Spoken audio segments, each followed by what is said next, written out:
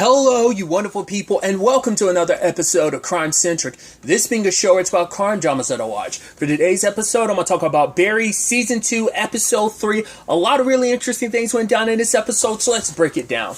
Well, first and foremost, let's start with Hank's side of things. I really enjoyed the fact is that he was, like, the moment Christopher called him, was like, oh, there's an issue. Oh, something happened to Esther. Oh my god, Esther's still alive. Oh my god, I guess nothing happened. Oh, whoever it was must have done such a crappy job. So now Esther has to move into their place, and now they have to live out of a storage container.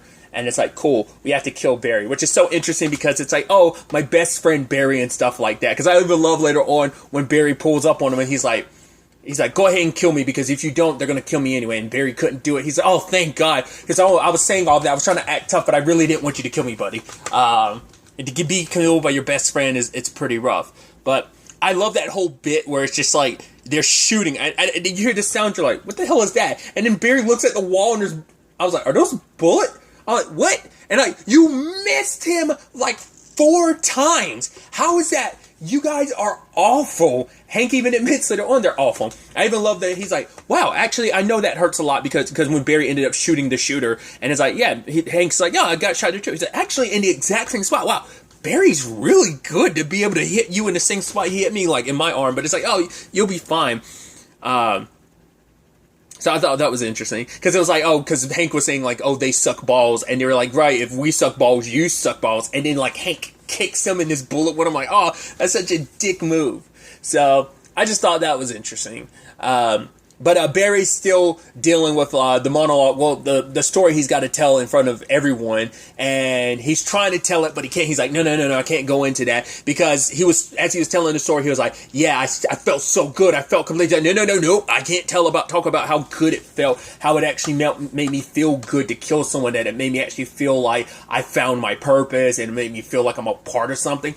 No, can't tell that side of the story. So he's trying to rewrite it later on. He's like, okay, let me tell the story of how, like, my buddy Abel or something, got shot in the face, and I saved him. And I love that, like, Barry turns, and then, like, it hard cuts to, like, he's like, nope. Because he even talks with Fuchs about it later. Fuchs is like, you can't tell that story. That story sounds like it could start off good, but we both know that story goes super pear-shaped, super fast. In fact, it's the worst possible story you could end up telling. I'm like, that makes me go, how the hell did it really play out then? Because it might be something we get later in the season, but I'm like, how did that section play out?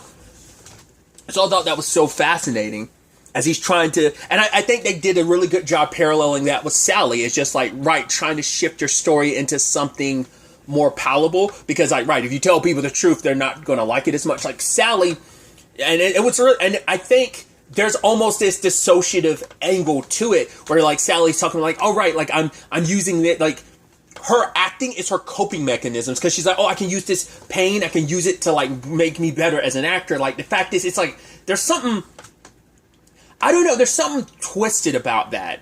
Once again, I think it's just her way of compensating and just try, the whole point is to kind of use your pain, tap into something to get a great performance out of something. I get that, but it's just like, from an outside perspective, it's like, it seems so weird, because she just casually, it's like, oh yeah, he choked me, and Barry's like, wait, he choked you? She's like, yeah, and she talks to her friend about it. Her friend was almost uncomfortable, like, wait, you want to talk about that night? It's like, yeah.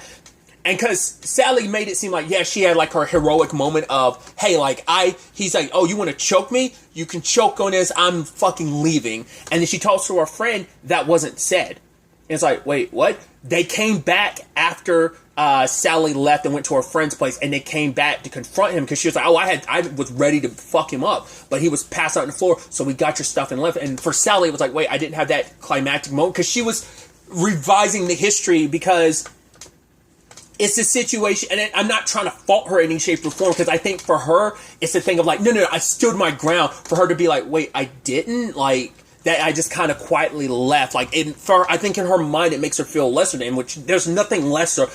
You don't need to stand your ground in this situation like that, because I feel like to be able to remove yourself from that equation entirely is a good thing, because I feel like it could easily, like you say that to this guy, he could have easily done something and ended up killing her. So it's this complicated feeling she has with her. It was almost like, oh, because I guess it's like, right, because there's the part of her that's like, oh, I'm going to be telling this great story. Oh, it can make this would be such a poignant moment in a TV show or a movie. And then to find out, like, oh, what I believe, that I revised it in my head. I'm like, oh, I did this. Because, we as humans do that all the time. It's like, oh, it's not a one for one, but the best comparison is like, oh, when someone says something, you're like, later on, you're like, oh, if I had said this, it's to the point she convinced herself she did say that, but it's like, but her friend's like, oh, maybe you did. I mean, there was so much that went on that night, but it's like, Sally didn't. And the fact is, she can't even tell Barry. She's like, yeah, my friend remembers everything exactly like I thought it was, because I think, once again, her, in a weird way, not weird way, but I don't think she's fully healed from it. And now a lot of this is,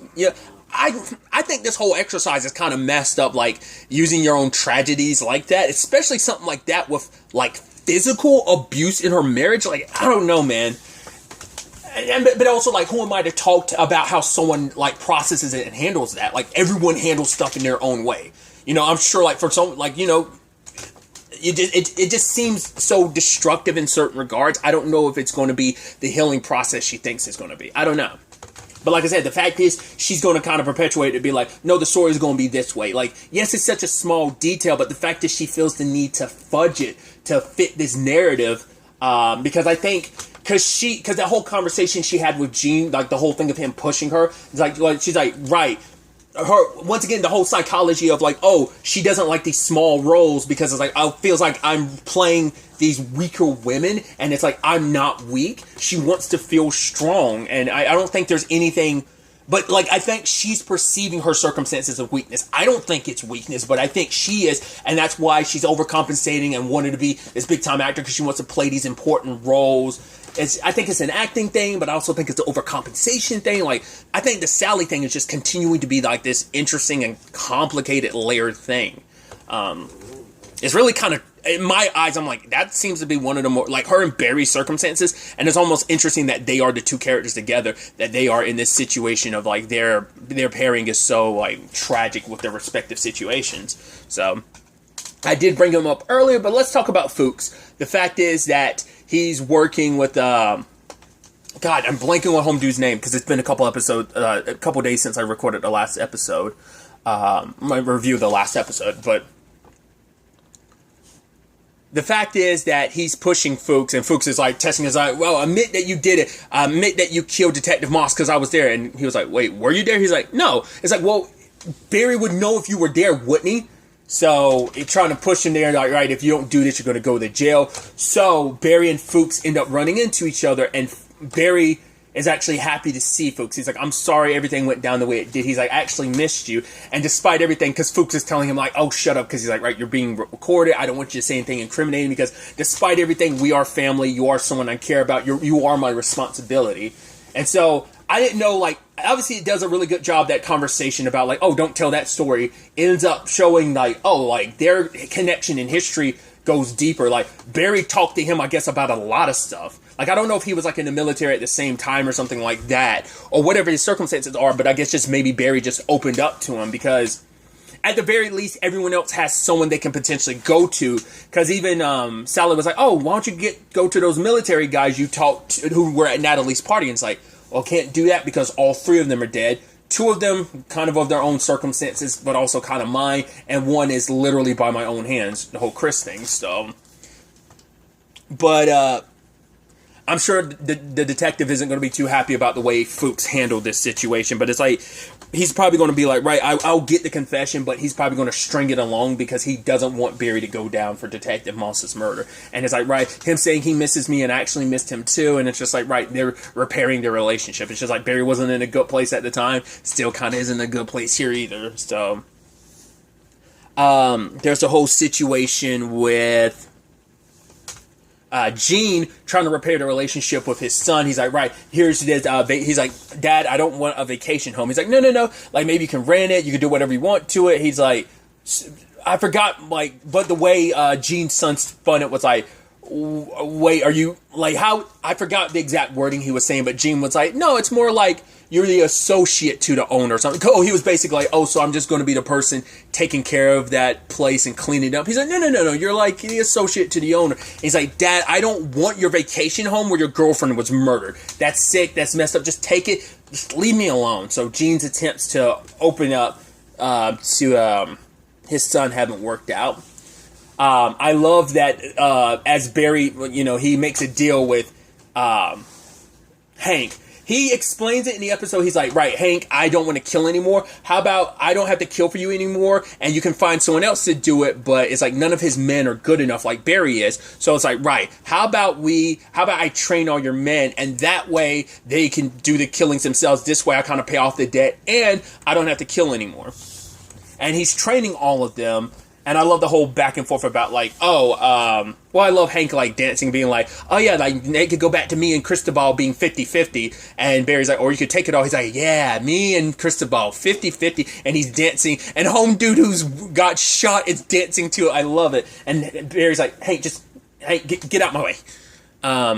But when it's time to the guys to show off their skills, they're not good. And Barry's just like, once again, they suck. Except for the one guy who has like the sniper rifle, and he's actually nailing it. But I think when Barry looks at him, he sees a little bit too much of himself. But it could also be like, no, it's a good thing because now I can find my replacement. This guy's got the real potential. That if I mold him into the right thing, he could easily be my replacement. He could be the one who can at least handle a lot of the jobs. Because the other guys, they suck. It's going to take a lot longer because Hank's like, they'll be ready in 2-3 hours, right? It's like, no, your people suck. And he's like, I know. So there's all of that. But I also love that little bit, and we're like, what was it? Sasha was like, oh, could you cover for me? And I love that she's texting like, Jarhead is covering for me. Like, oh, it's Sasha's day off. Shit, I meant to send that to Natalie. I'm like, I love that. It's like, that's kind of a shitty thing to do. I love that bit. But when it comes to actually acting things out, Barry gets kind of made into Sally's partner, so he has to play Sam's role in it. Initially, it was supposed to be, Nick? And Nick was like, what, you don't think I can play straight? He's like, I played straight for 22 years.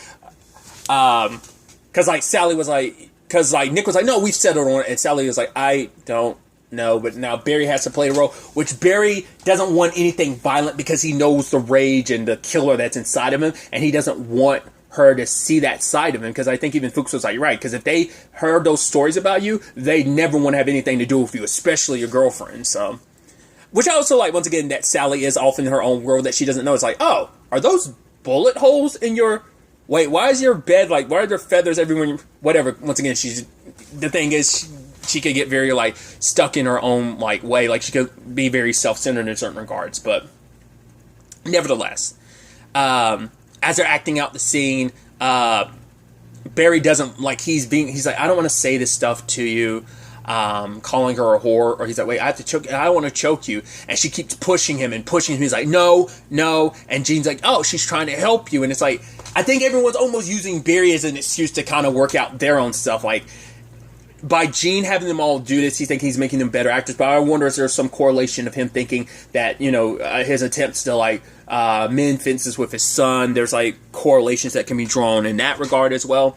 But when the time comes, Barry was just like, no, I don't want to do that. And she's like, I'm sorry. I just wanted to try and make the scene the best way possible. But it's like, because Barry's just kind of like, he knows, like, if he gets in his own, like gets angry, and even if he chokes her, like, he knows the killer he is. Because you guys don't know I'm the killer I am, and you don't know about my past. Not even just the hitman stuff. You don't even know about my past as a... in the military, and the lies I'm kind of telling you, that I'm kind of omitting certain truths, certain aspects of it, that I even love that he tried to redo it. He was just like, right, doing what Fuchs was like, oh yeah, that whole Braveheart speech wasn't a real thing, like it didn't actually play out like that. So Barry actually literally does a Braveheart speech, and I even love that how the scene was structured, where the guys are like, wait, was that Braveheart? And even his buddy got shot in the face. I was like, yo, that is Braveheart. Like, I would know. That's like my favorite movie. It's like, oh yeah. Everyone's like, I wondered why that sounded familiar. So that was kind of interesting. And now we kind of, at the very end, our stinger is Sam shows up. It's like him trying to apologize to Sally or whatever, which Barry is like looking pissed. And after that scene they just had, knowing who Sam is and what he put Sally through, it's just like you can tell, like, that murderous, like, bloodlust comes to the surface. So the moment they introduced the whole Sam thing, I was immediately like, Barry's gonna go off and kill him, isn't he? Because he's like, I don't know. I get the feeling like maybe by the end of next episode, or at least at some point during the season, he's going to end up killing Sam. We'll ultimately have to wait and see if that ends up being the case. I'm interested to see where all of this ends up taking us going forward into the next episode. But really, that's all I want to talk about. Till the next time we meet, be happy, be safe, live life to the fullest, and enjoy it. Good day, and goodbye.